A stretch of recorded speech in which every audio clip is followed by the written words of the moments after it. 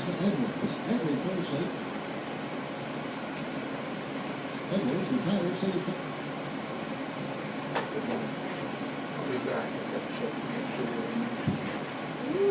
This one over here too, Glenn, right? Yes.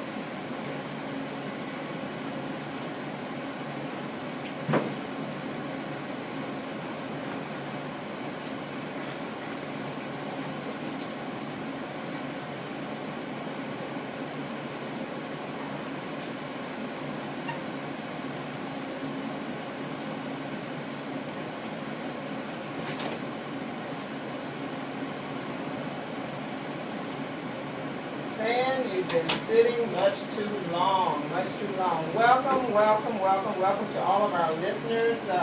Welcome to Truth and Radio program designed with you in mind, a program whose sole purpose is to empower you, our listeners, for information leads to knowledge, and knowledge is power. And as always, I want to empower you to take control of your life, those things that impact you, your family, and your community. As always, too, I want to invite you to go to the website, the Truth Radio website at www.gwen-truth.com, so you can access all the resource listings that will make you what? All powerful. All right. And it will link you to government entities like your municipalities, county agencies, state agencies, federal agencies, and advocacy groups like the League of Women Voters of Volusia County. And our guests are representatives of the League of Women Voters of Volusia County. As you know, and we will share more with you, this is the organization, which is a nonpartisan organization, which provides you with information so that you have the knowledge, at least accessibility to the knowledge, so that you can be able to be well informed when it comes to voting. Candidates, but more so in regards to issues, and those are the things that we're going to cover tonight, because there are some major issues on the ballot this year for the upcoming election, and there are long ballots that you will have to deal with as well, and it helps you to be as informed as possible. And that's what we're about, keeping you informed, giving you the information you need to be what? All powerful, all powerful. As you recall, you know, we had a query on our website that asked you about the Supreme Court's ruling on health care, what they refer to as Obamacare. Thank you, President Obama. And they ruled that it was constitutional, you know, to have people pay for health care, and a lot of the other language that was a part of that legislation, with the exception of that had to do with Medicaid and expanding that in the various states, so the states actually still have control of that. And we know what our governor has decided in regard to those dollars, that Florida will not accept them, and we will not expand Medicaid in the state of Florida. But all of that aside, that query asks you if you agreed with the Supreme Court's determination, and it was split almost 50-50. In the end, about one more of you sided with the yes, that you felt that you weren't in agreement with it, but it was really a close match of almost 50-50. In that regard. Now we have a new question. You know, it's interesting with the new question, because I actually came up with this question before it became such a brouhaha in terms of the political arena. And the question has to do with whether or not we as Americans have become too dependent on government. And, you know, we're taking less responsibility for meeting our own needs. And, you know, we've heard little controversy brewing about that, like the reporting of the meeting that the Republican presidential candidate Romney had, you know, talking about the 45 or 49% that are dependent on government, so to speak. But this was before that. Just keep that in mind. But it actually revolves around the same thing. How we become too dependent on government, such that we do less and less for ourselves and take less and less responsibility for ourselves. And that is the question. So go to the website, www.win-truth.com, so you can respond to that question and let us know what you think, okay?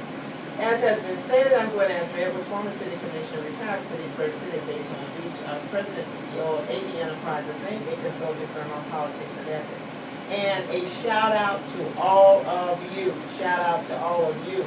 And a special shout out to the family of Earl McQuarrie, Benny McQuarrie, the mother, the wife of number one, who passed, I believe, a couple of years ago, right? At least a couple of years ago, could be 3 or 4. Time flies, what can I say? But, you know, she looked, I saw her just a few weeks back, and she looked really healthy and everything. I'm not sure what happened, but the point is that she has passed, I believe it was like a Monday, Sunday or Monday, yes. And I'm not sure what the arrangements are, but we want to do a shout out to her family. It is tomorrow? Tomorrow's the viewing and Saturday's the funeral. Wonderful. At Allen Chapel. At Allen Chapel. Okay, wonderful, wonderful. Thank you. Thank you, Ann, for that. And she was a wonderful, wonderful lady, really a leader in her own right. And we will miss her. And she always had encouraging words in truth for everyone, as far as I know. I knew she always had encouraging words for me, so I will miss her sincerely. And to Earl Jr. and I guess it's Earl Jr. or whatever. Earl the Third. Okay, wonderful. And his wife, who is an AK. We send our regrets and sorrow. In jail. In jail. Okay. See, Ann's right on top of this. What can I say? So we do a shout out for that. And you know, for all of those who've lost loved ones, we love to say that they're in a better place, but we still have regrets that we're not in the same place where we are, so that we can look upon their lovely faces and get, again, those encouraging words in their life. So shout out to the members of all of the families of bereaved individuals, and please know that we hold a special place in our heart for you. Shout out to all of the voters, all of those who are registered, all of those who know that that is only the first part. You know, if you just stop at registering to vote, then you've left the job undone. Because you're registering, hopefully, so that you can vote in the elections. And I know there are a lot of people who register so they can get a voter registration card and use that as part of the documentation that they use to do other things. But the importance of that voter registration is for you to be able to vote. A lot of people have died and, you know, been hung by the noose and drowned in ponds and everything else just to give you that opportunity. So we're hopeful that everyone will go out and vote, because it's seriously a very, very important election. They're all important, but I tell you, this is one of the most important ones, with all the issues coming up that I have seen in my lifetime, and I'm 63, so it's been a while. It has been a while. Now, my guests tonight are, as I've stated, representatives of the League of Women Voters of Volusia County, and Ann Smith is the voter service chair. She has done that for years. She's been trying to give it up, but nobody does it as well as she does it, so nobody wants it. And another person who works with her is a member of the League of Women Voters, of course, as am I. And this is Carolyn West. So welcome to Carolyn and welcome to Ann. And I want to start for our listeners, because, you know, sometimes people really don't know what the League of Women Voters is about. They don't know the goals, the purpose of it, and they don't understand the important role in that the League of Women Voters and organizations like it, but in particular the League of Women Voters, the service that is done for the residents and the voters in our communities. And if you could start out just very briefly and in a nutshell, tell the listeners what it is that the League of Women Voters stands for. And they also have, it's not just women members, men are members, and men can become members of League of Women Voters around the state, around the nation. And but what it is that League of Women Voters is about, what it is that you really try to promote and encourage.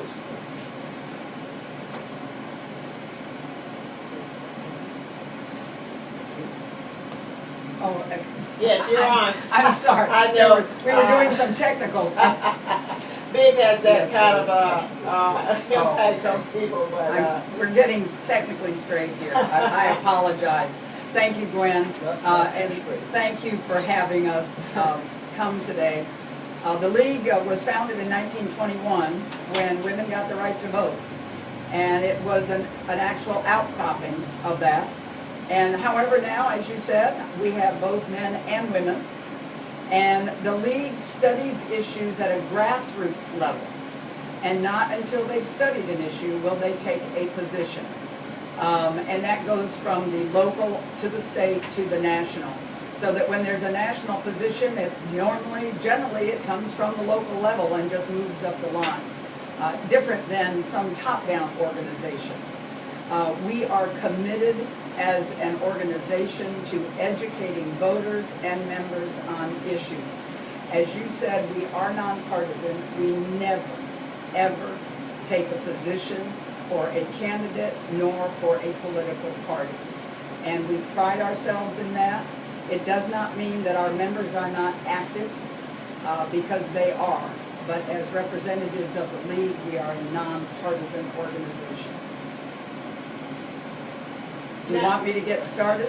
well, the other thing before we started discussing the ballot amendments, the constitutional amendments, sometimes the League takes positions on certain ballot issues, and sometimes they don't. Explain to our listeners times when you do take, and I know because this presentation is about education, you will not tell them the League's position or recommendations in regards to the ballot issues. I may, but you can't. But there are times that you do take positions and you do take stands. Can you explain to our listening audience when you do, when you don't, and why you can't, like, as of now? Well, first of all, we would never take a position if it isn't an issue that we have studied, that we have a position on.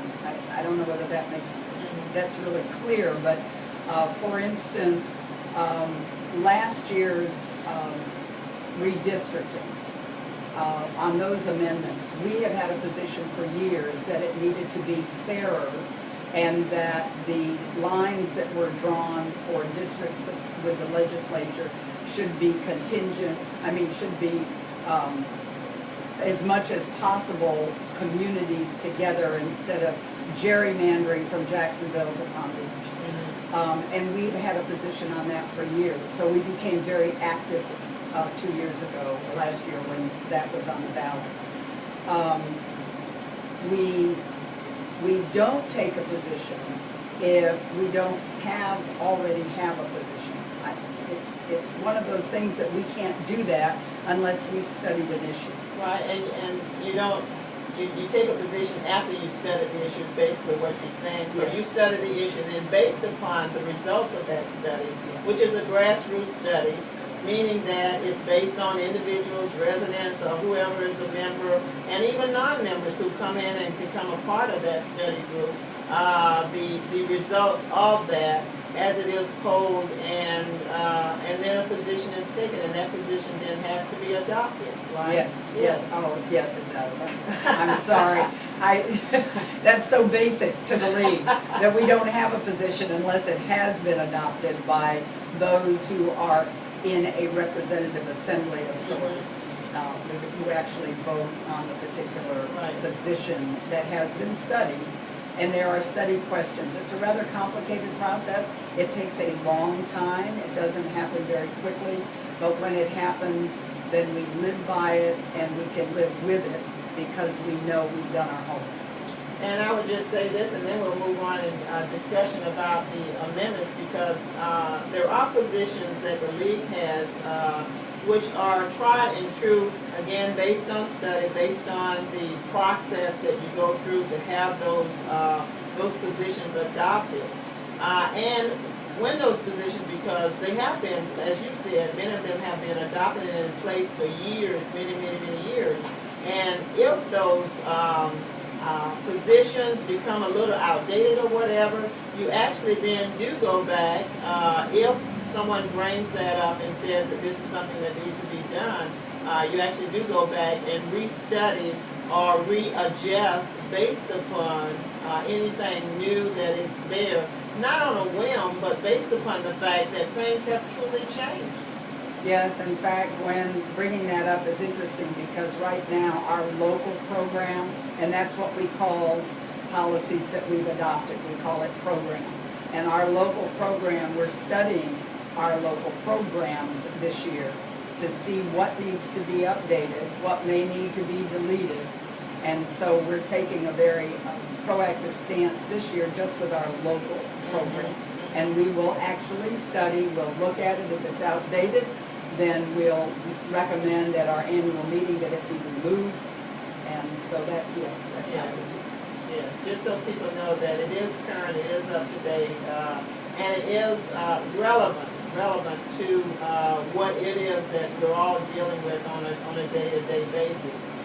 I might also add that on the amendments that we're about to discuss, we will not give any positions because the league has sort of two arms. They have an advocacy arm and they have an education arm. Carolyn and I are here tonight for educational purposes, not for advocacy purposes. So we will talk about and try to bring these amendments into language that everyone can understand. And that's all we'll do. And when the league provides this information, they always provide the pros and the cons to whatever the position is so that people know what it is that you gain by voting for the issue or what's in place or what will occur as a result, the impact of your voting yes, the impact of your voting no. And then you're allowed, listeners, as voters, you're allowed then to give them the information and do additional research or whatever, but determine according to what you believe, in experiences and everything else, research in life, what you believe is the position that you should take personally in regards to these particular issues.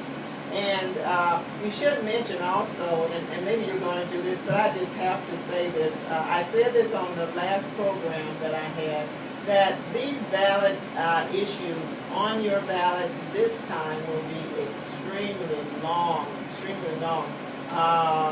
And I believe Pat Drago mentioned in a newspaper article that one of the ballot issues was over 500 words. So there's a lot of reading that will take place at the polling place if you haven't studied the issues beforehand. And that's why we have the program tonight. That's why the League of Women Voters and their material is available for you throughout the county, throughout the state if you reside somewhere else, throughout the nation, because there are League of Women Voter chapters throughout the United States and actually in some countries as well. So this same material will be available. Now sometimes we have some additional local issues, or each state has different issues in life. These are issues that will be on the Florida ballots for voters, and the League of Women Voters again has either studied related issues or based on positions they have. This is what they are sharing in terms of pros and cons. So again, there are 11, there were 12, and one was deleted. So I will now turn this over to the ladies, Ann Smith and Carolyn West, and they're going to share with you again the ballot issues, these constitutional amendments that will be on the ballot for you.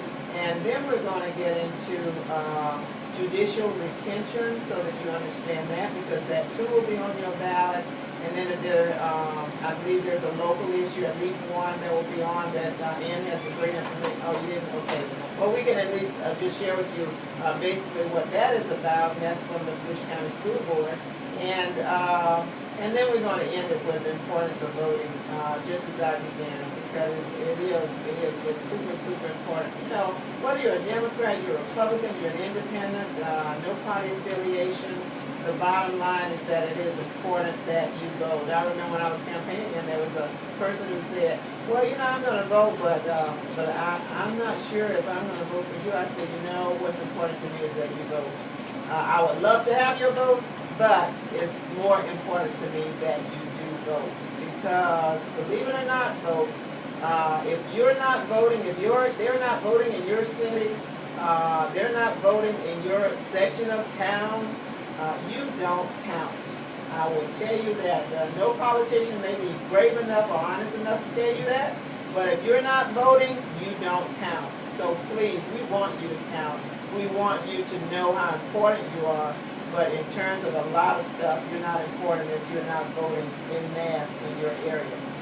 And if you could can take it from there. All right, thank you, Gwen. First of all, I want to explain to the listeners that there are a number of ways to amend the Constitution. And I'd like to say to you that the Constitution was intended from the very beginning to be a document that contains basic rules and rights, not details, because you can do laws to make details. But the Constitution really should be a document that has basic rules and rights in it, and that only.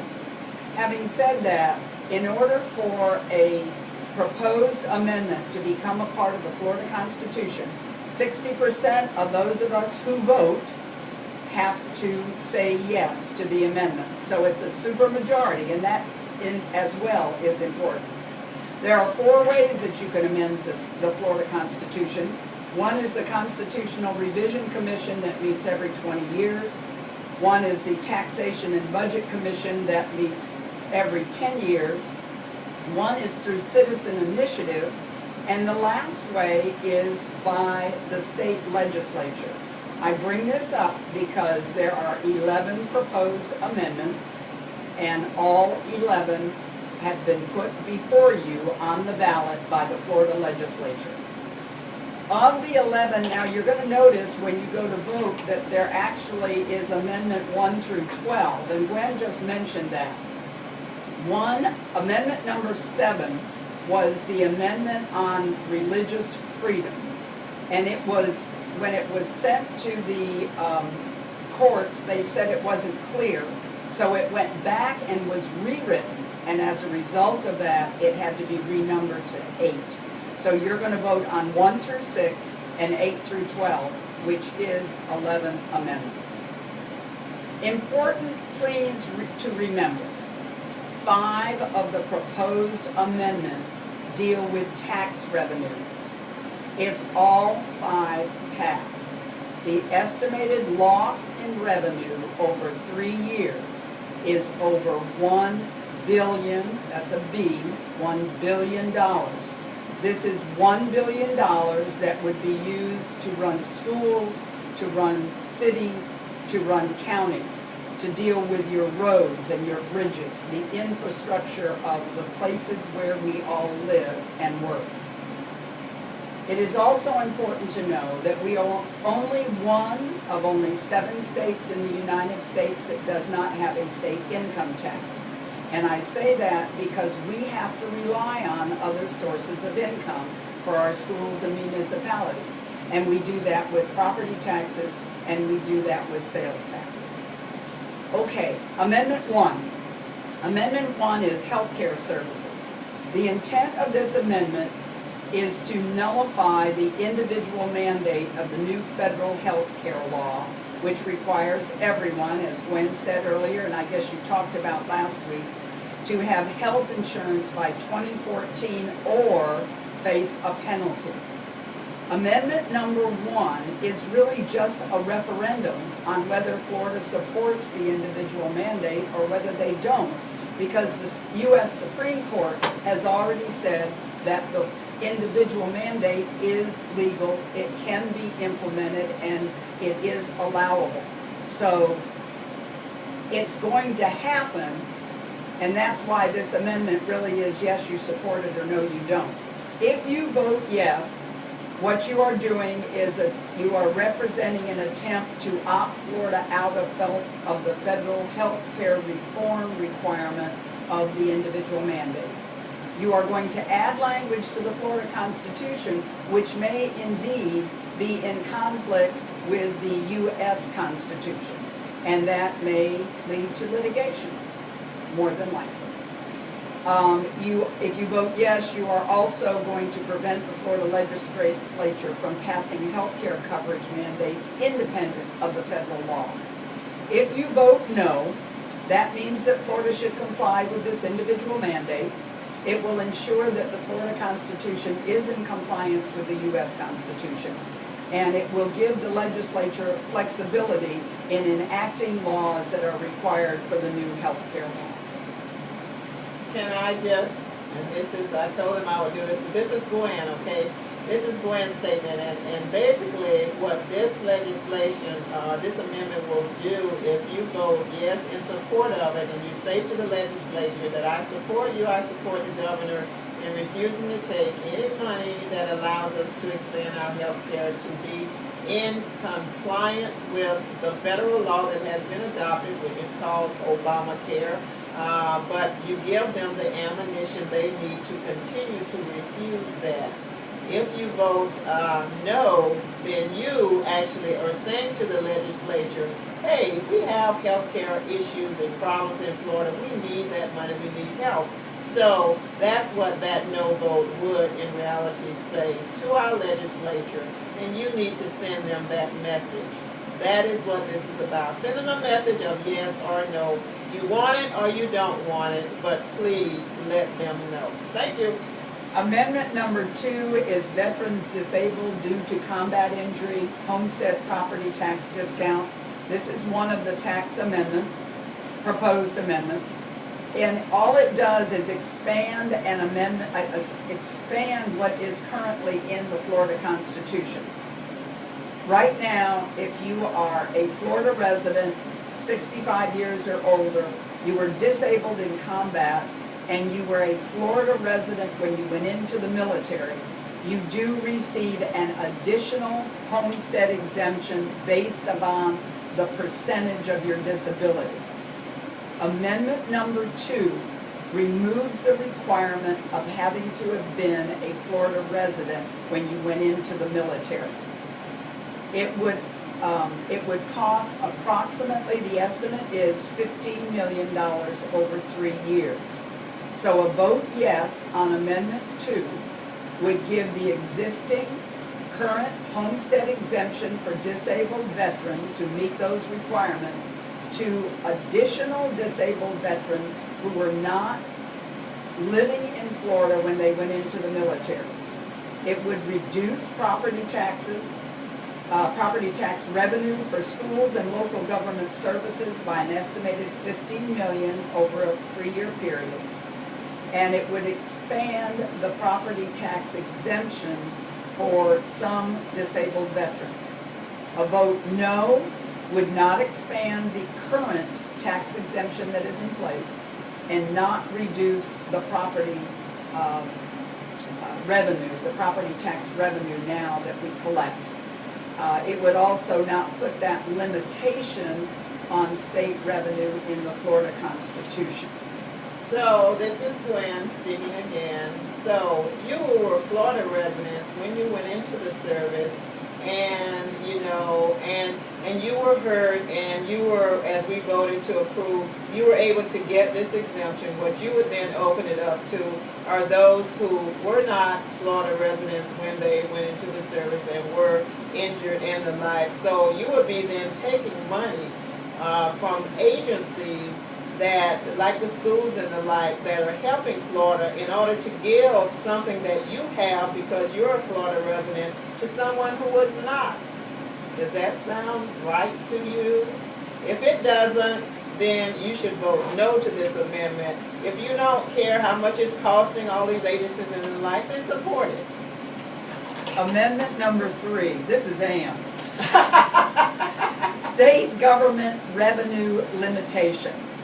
This is the proposed amendment that would impose a stricter formula for calculating revenue limits. Right now, we base our revenue limits on personal income. This would change that to an annual population growth and inflation instead. Because right now we have a cap, and if we go over that cap, then that additional money goes into a rainy day fund, or it can be returned to the taxpayers. That has never happened. The state revenue collections actually have never exceeded the cap because of rising personal income and falling tax rates. So this would make it stricter as far as the amount of revenue that could be used to do your state budget. This amendment also has a stricter, in addition to the stricter formula, would require a supermajority of the legislature to override that limit, which can be significant. This particular amendment, proposed amendment, has been compared to Colorado's TABOR, or Citizens Bill of Rights. They enacted the same type of amendment and put it into their constitution, I believe in 1995. They have since suspended it because it had a devastating effect on schools and the running of cities. They could not function because there was not enough money. And in addition, Colorado is the only state in the United States that has ever enacted a law such as this and put it into their constitution. Other states have looked at it and have determined that it would be too devastating in order if it passed. If you vote yes on Amendment 3, it would replace the existing limitation it would go from personal income to a more restrictive limitation based on changes in population and inflation. It would restrict government revenue in both good and poor economic times, and it would limit the legislature's ability to increase revenue beyond what the formula allows. It used to be, right now they can do it by a majority vote. This would require a supermajority. If you vote no, you would maintain the existing state revenue limitation as it is now based on personal income growth, and you would protect the state's ability to provide current level of service. It would also preserve the legislature's current flexibility in responding to budgetary concerns and changes in economic conditions, would make it much easier for them if things remain as they are. Okay, this is Gwen speaking. Now this is a watered down TABOR. I have a friend who was a city clerk in Colorado, recently retired, and Colorado is suffering through this. In fact, the original, which this state was trying to do, and a copy after, was so bad that they had to actually delay its implementation for a year or two because it was hurting so many agencies. And they're still hurting. Now, if you want to reduce spending for your government, go to the meetings, talk to your legislators. This is starting at the state level, but if it passes here, they're going to move it local, okay? So you decide yes or no Amendment 3. Amendment number 4 is a combination of many different issues. Property tax limitation, property value decline, reduction of non-homestead assessment increases, and delay of scheduled repeal. Basically what it does, it would prevent assessed value of homesteaded and specified non-homesteaded properties from increasing if the market value of the property decreased. It would reduce from 10 to 5% the cap on annual increases in assessments of residential rental property, seasonal homes, and commercial property. It's real important that you understand that we're dealing with businesses here, with the rental property, with people in Virginia who own a home down here. Instead of their tax being 10% of the value, it would go down to 5% if this passes. It would also authorize first-time home buyers to get homestead exemption, and you would qualify as a first-time home buyer if you hadn't owned a home in 3 years. So it would expand greatly the number of properties that would get homestead exemption, which again would cut down on the amount of property taxes. If you vote yes for Amendment 4, it would reduce local government revenue by cutting in half the allowable increase of the taxable rate on non-homesteaded property. That's like your commercial properties, your seasonal homes, and rental property. It would reduce the local government revenue by prohibiting increases in the assessed value of a property if the value decreased. And it would also reduce government revenue by extending an additional homestead tax exemption for first-time homeowners. If you vote no, you're going to maintain the existing property tax exemptions that we have in place, just like we were talking about with Amendment number 2. It would prevent schools and local governments from losing. Now, the estimated loss, if this passes, is $1 billion in property tax revenue over 3 years. So it could have a huge economic impact. And it would not place limitations on local governments. So a vote yes would increase the exemptions that non-homesteaded property is allowed to have. A vote no would maintain the existing property exemptions that we have now. Now, this is Gwen speaking again. Now, realtors are all for this. You've gotten mail. I'm sure you're going to get a lot more because they're kicking a lot of money into this so that you will support it. I was at a meeting where the property appraiser, our property appraiser, said if you are benefiting from Save Our Homes, you know, your taxes have gone down from that you will be hurt by this legislation. That is what he stated. Because the taxes are going to be collected and they're going to be collected someplace. And if you reduce it in one place, then that means it's going to be picked up somewhere else. Recapture is very important because Save Our Home owners, when the value goes down and you know, in terms of that you end up actually still paying, you pay more in terms of taxes. That is real key and real important. But the property appraiser said the legislature has the ability and authority to actually change that without it being voted on, like in this legislation. And all these things together, all these issues in one ballot issue is just crazy. It's just totally crazy. But the bottom line is that if you benefit from Save Our Home, you may actually be hurt by this amendment if it passes. So check it out, okay? Amendment number 5 is state courts. This is an amendment that would grant the state Senate confirmation power over appointees to the Florida Supreme Court. There is a process in place where there's a judicial nominating committee, and they make recommendations to the governor makes the appointments. Amendment number 5, if it passed, would grant the state Senate confirmation power over these appointees. It would also give members of the House of Representatives expanded access to confidential files of judges accused of misconduct. And generally, the only time they would ever have access to those files would be if there was an impeachment proceeding. And there is a committee in place, a commission in place, that if there is a suspicion of malfeasance on the part of a judge or a justice, it is looked into very deeply. They take testimony, they research it, and they determine whether or not the judge needs to be impeached or whether or not they need to have some kind of a penalty. And that's been in place for a number of years. It would also give lawmakers the right to repeal procedural court rules by a simple majority instead of a 2/3 vote.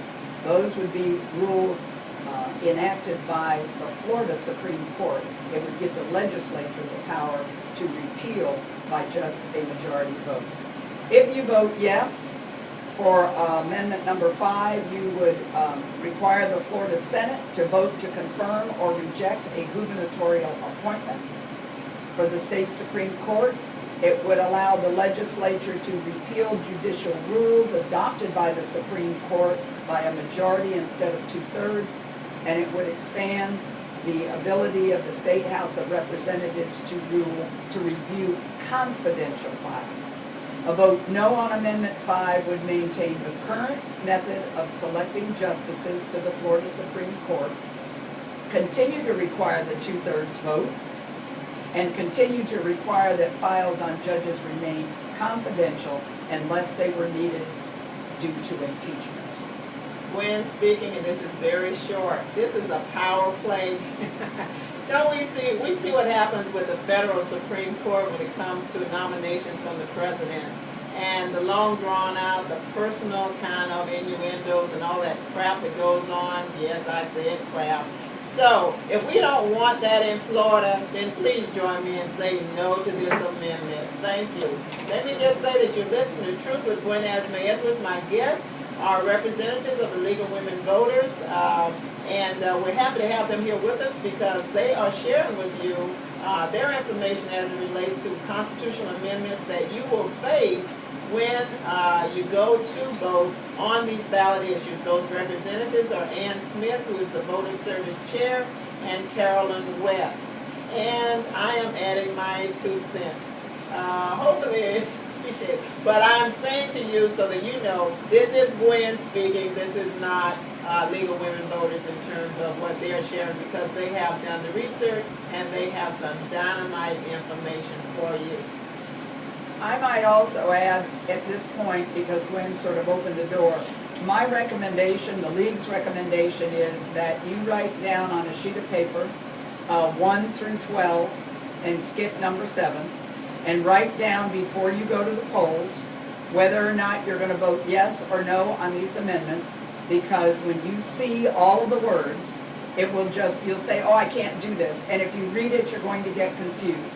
Make up your mind before you go, so when you go in, you don't have to read a thing. All you do is go 1, however you're voting, 2, and so on. Please do it that way. Otherwise, you could get confused, because they are confusing. And the other thing is that if you haven't done your research and you don't vote on the issues, there are others who have and who will be voting, and they will be making the decision for you, okay? So we want you to have a role to play in how these amendments are decided, whether or not they're a go or they're a non-go, and you will make that decision. Again, this is Truth with Gwen Azama-Edwards. This is WLE 1380 AM on your radio dial in Ormond Beach, Florida. Amendment number 6 deals with the prohibition on public funding of abortions and the construction of abortion rights. Right now, the federal law currently prohibits the expenditure of federal funds for most abortions. The exceptions are rape, incest, and threats to a mother's life. If this passes, it would become a part of our state constitution, and we already have language in our state constitution that prohibits expenditure of funds for most abortions except under extreme circumstances. The major change, if Amendment 6 passes, there is in our Constitution, there is a privacy right that states every natural person has the right to be let alone and free from governmental intrusion into the person's private life. This particular clause has been used to defend abortion rights in Florida.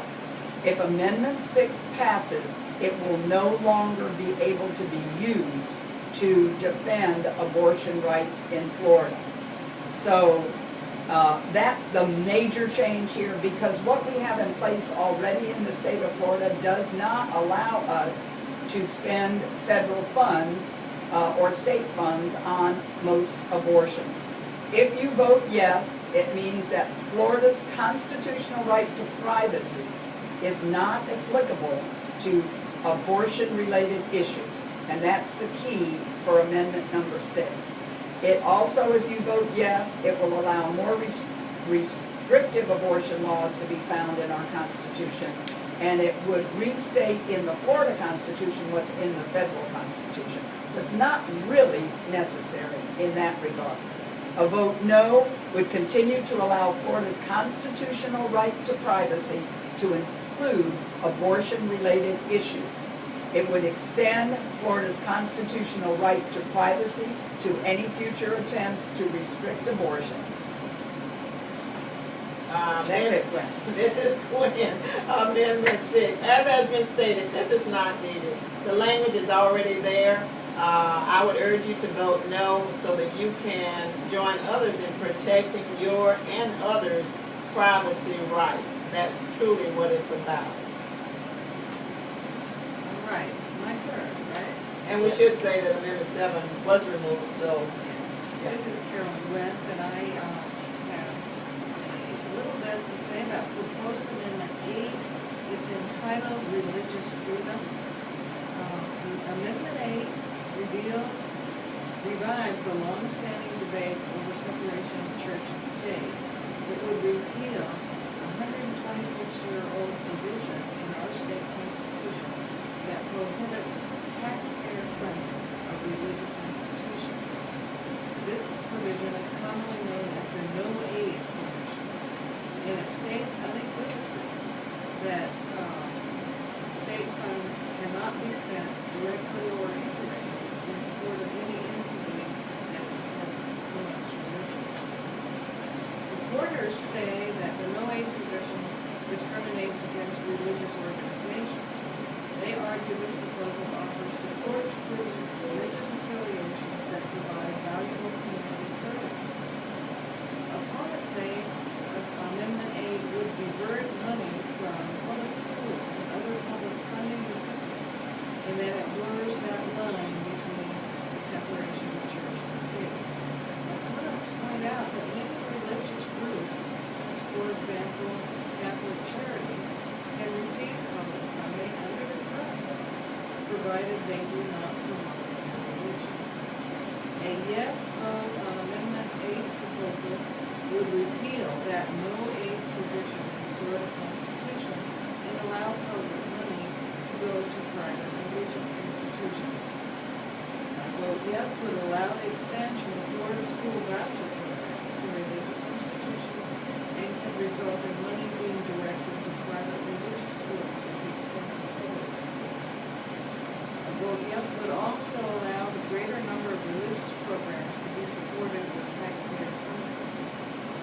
A vote no on proposed amendment 8 would maintain that No Aid provision in the state constitution that prohibits government from funding religious organizations and groups that promote religion. It would maintain the constitutional provision that courts have cited in rejecting school voucher programs that fund religiously affiliated schools, and it would maintain the separation of church and state as provided by the state constitution since 1885. I would just add, and this is Gwen speaking, that our public schools are hurting now for money.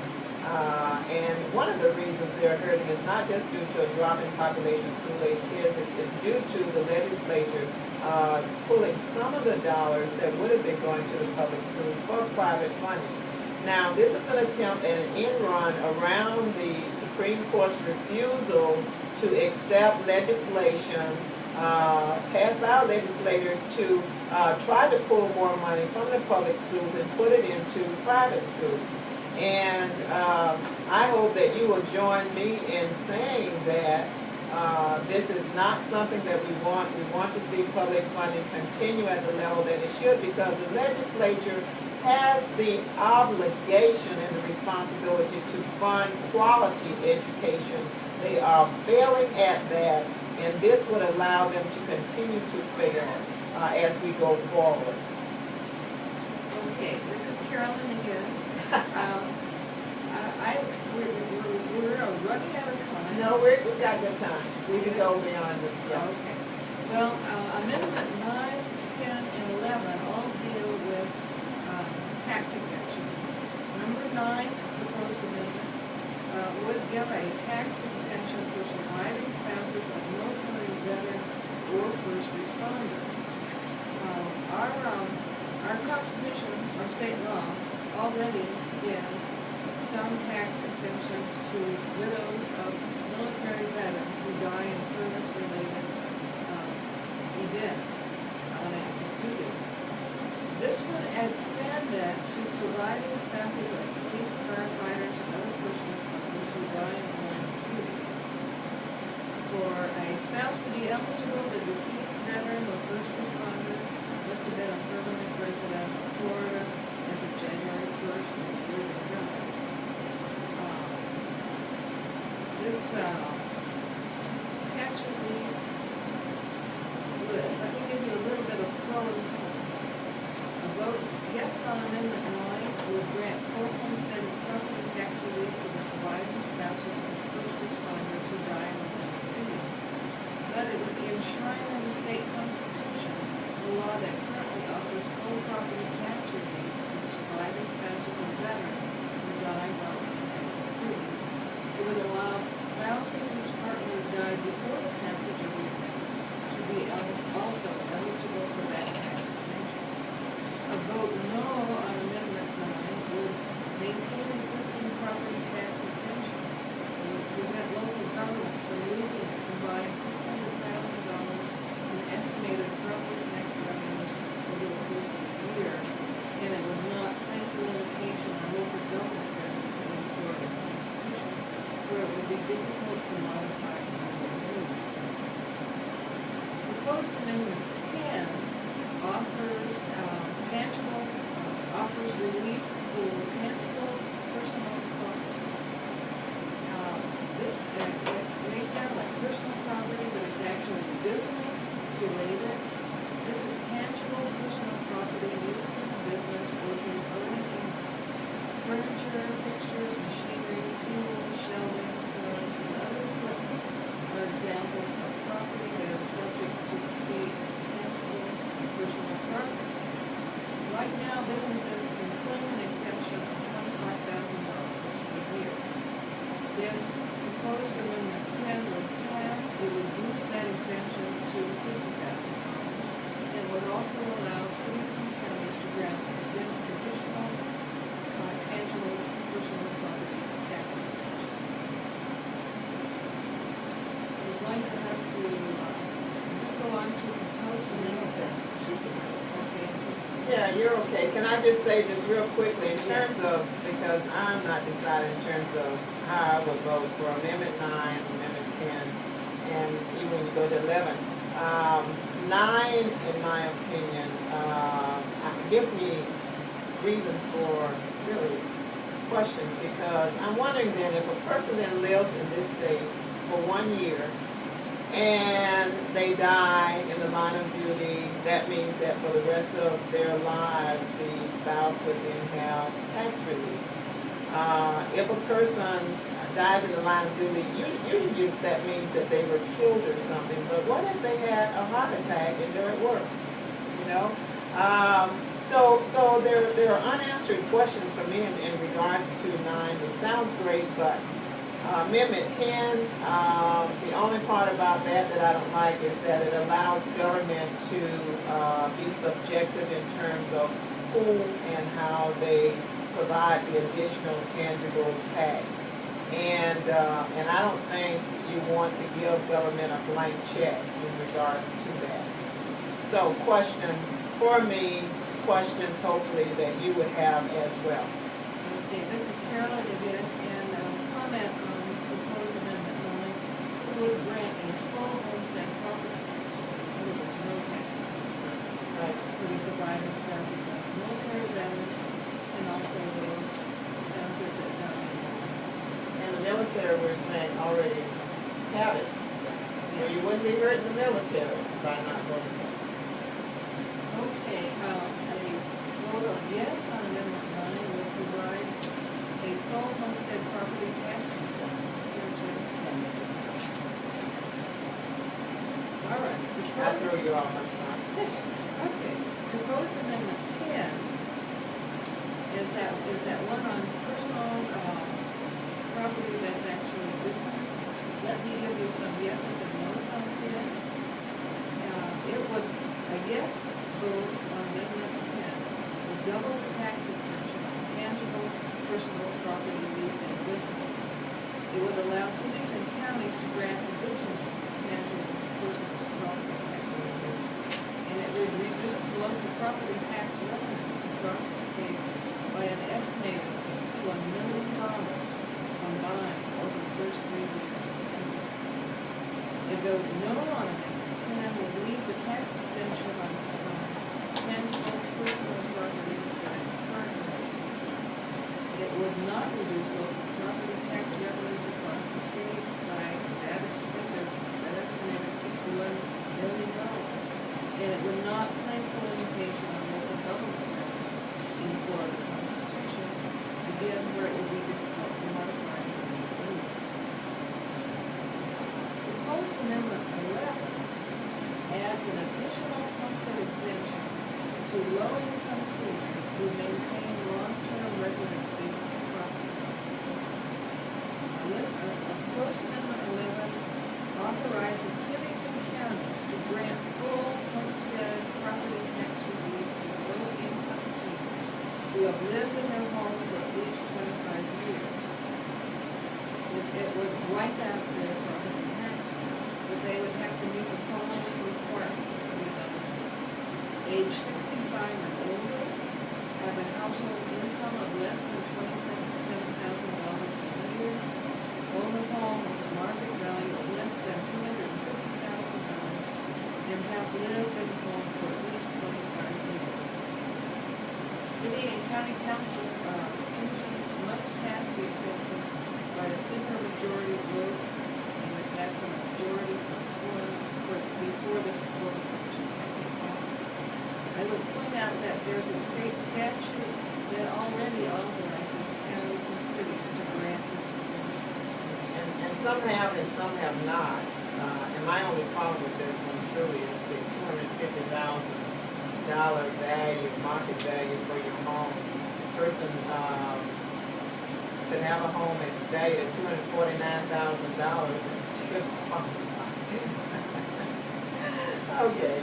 Well, they will have to have an income a little less than 27,000. Unfortunately, with the tax, we can just look at Romney's tax. There's so many ways to get around so much of this stuff. Okay, so a vote of yes on amendment, proposed amendment 11 would authorize cities and counties to grant full homestead exemption to certain low-income seniors. It would require a supermajority vote by local governments to grant the exemption, and it would reduce tax revenues to local governments across the state by an estimated $18.5 million in the first 2 years.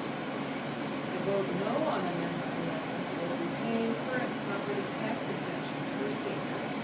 It would not place a potential limitation on local property revenues in the Florida Constitution, where it would be difficult to change. Okay, and it also would prevent local governments from granting exemption that could cost an estimated $18.5 million in tax revenue combined for the first 2 years. All right, I'm going to move on to proposed amendment 12, and that's the last one. And this one is a little bit strange. It involves the appointment of student body president to the board of governors of the state university system. The state's 11 public universities are part of the state university system, which is governed by a 17-member board of governors. Under current law, the president of the Florida Student Association is, by virtue of that position, a member of the board of governors. However, not every university is an active member of this organization. Currently, 10 of the 11 universities take an active role. Florida State University prefers not to pay the FSA dues, feeling its interests are better represented at the rates. Those dues, by the way, are $2,000 a year. If this were proposed, if this amendment were passed, a vote of yes for number 12 would create a new council of student body presidents from which the student representatives to the board of governors would be selected. It would remove the Florida Student Association president from the board of governors. It would require all state university body presidents to participate in the newly created council. A vote no on amendment 12 would not authorize the creation of a new council of student body presidents. It would retain the Florida Student Association's current role in the board of governors, and it would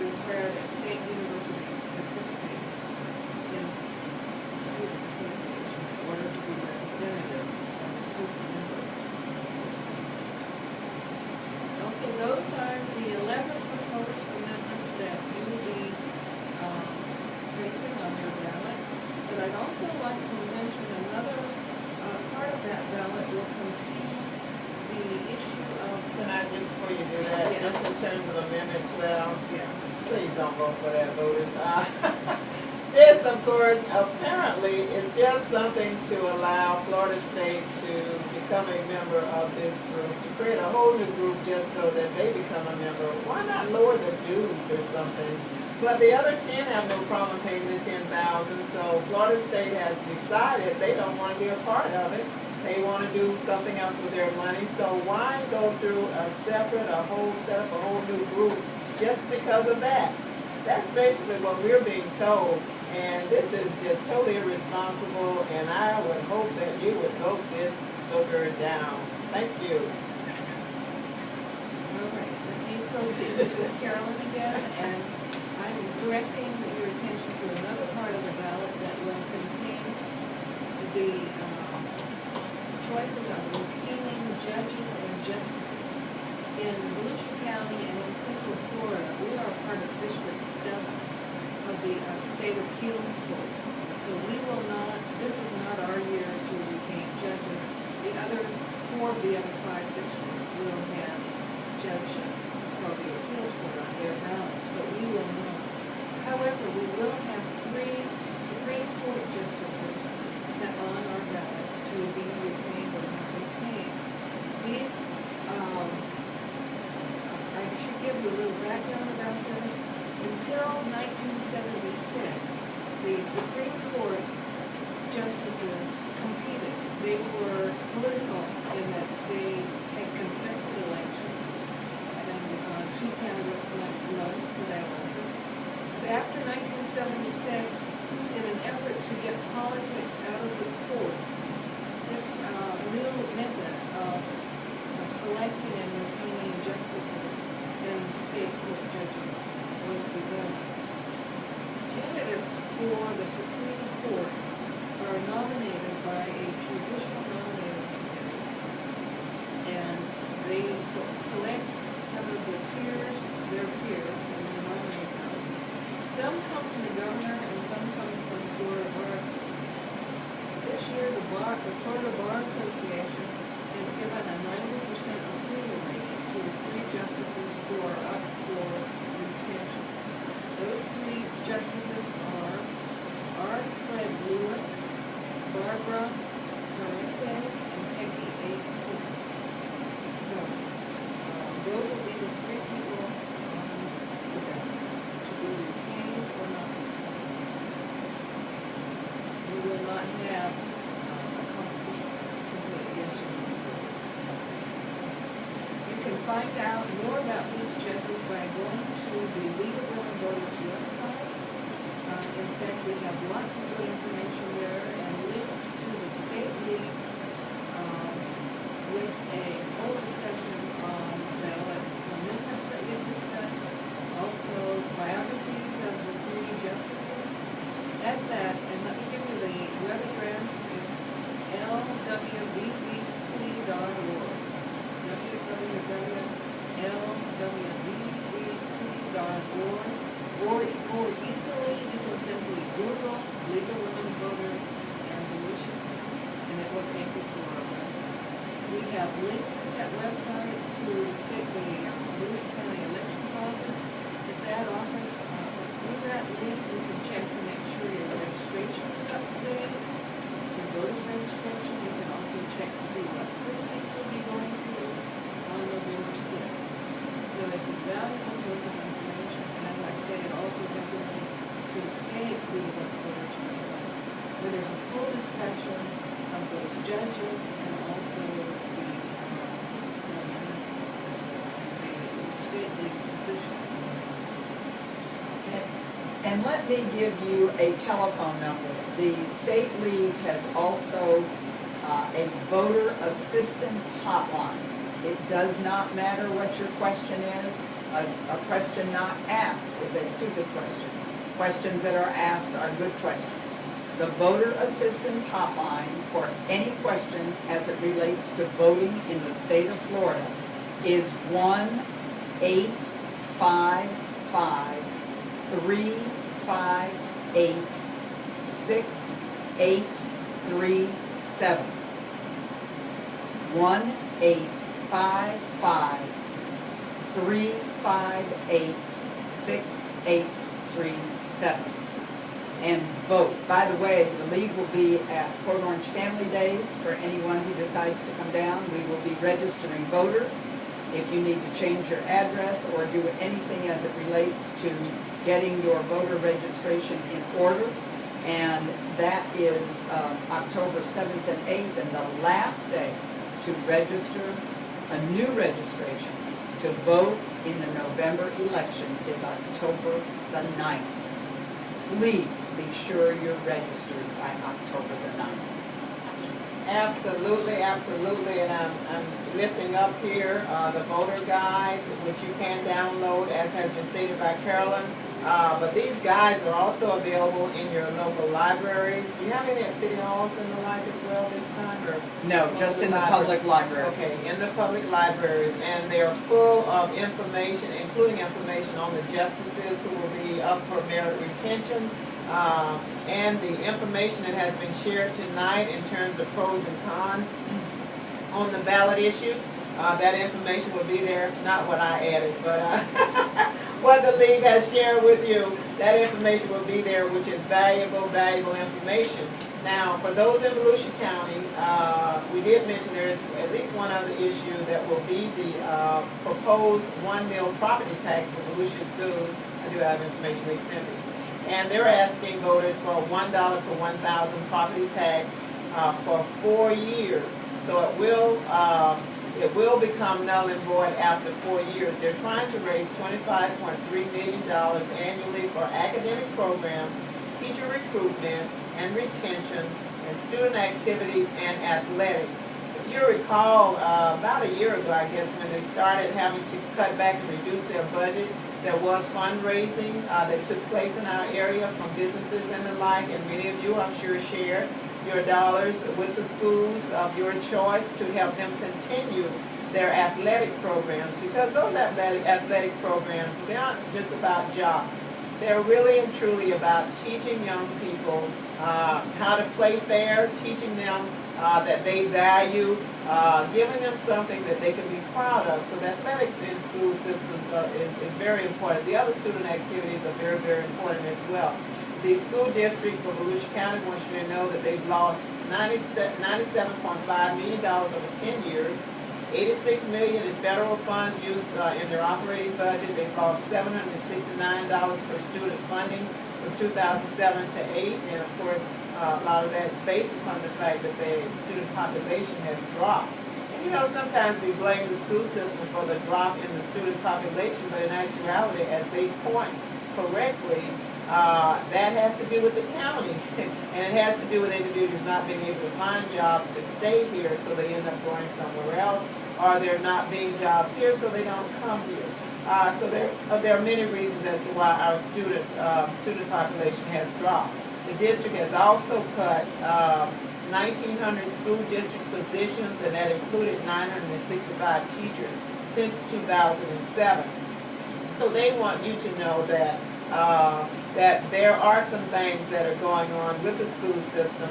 It's not all about, you know, people say it's top heavy and the like, but we want you just to consider that. Consider what will be on that ballot issue, the proposed 1 mil property tax for Volusia schools.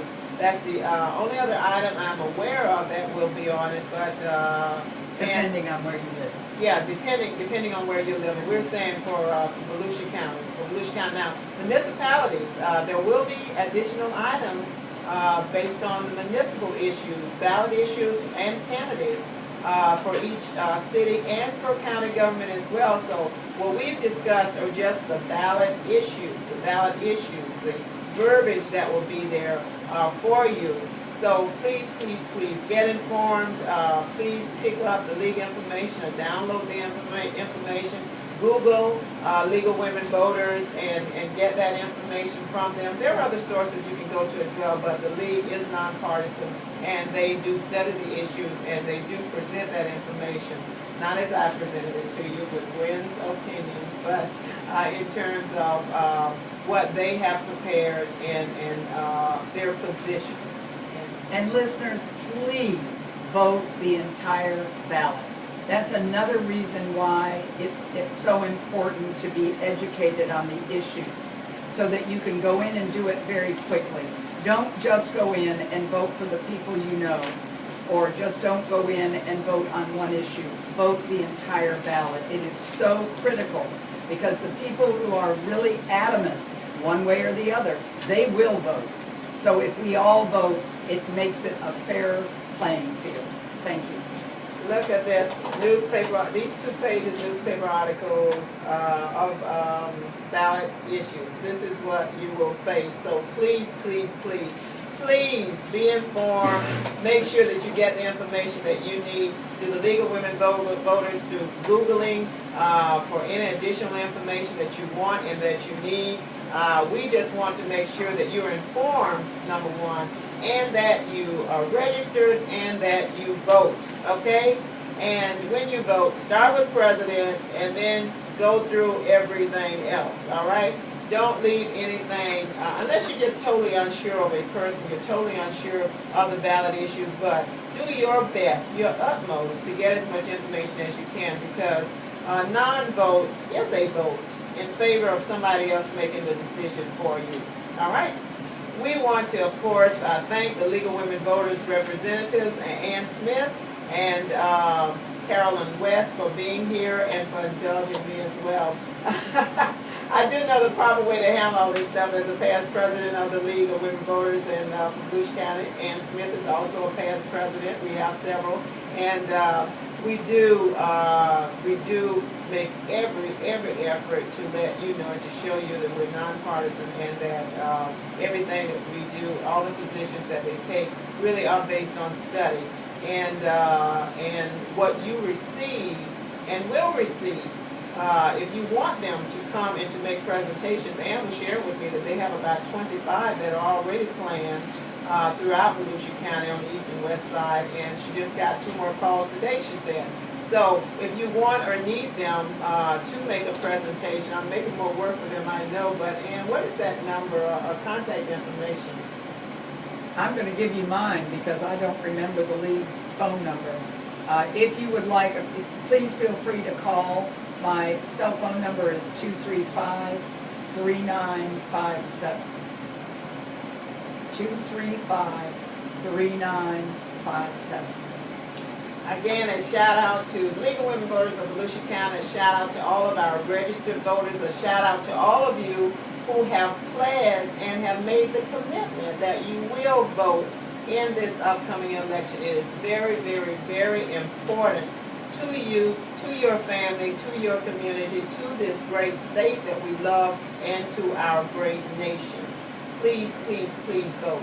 Now, you've been listening to Truth with Gwen Azama-Edwards like you. I am still standing, and I have voted since I turned old enough to vote. So I've been voting an awfully long time. And whether you vote by absentee ballot, whether you vote during early voting, which is basically, I think it's still 8 days out, right? Yes. Yes. Or you go to the polls to vote on election day. Those are your 3 options. But please, please, please vote. Again, this is Truth with Gwen Azama-Edwards. My guests again, Ann Smith and Carolyn West of the League of Women Voters of Volusia County. And like you, we're all still standing. You be blessed and have a great week. Woo.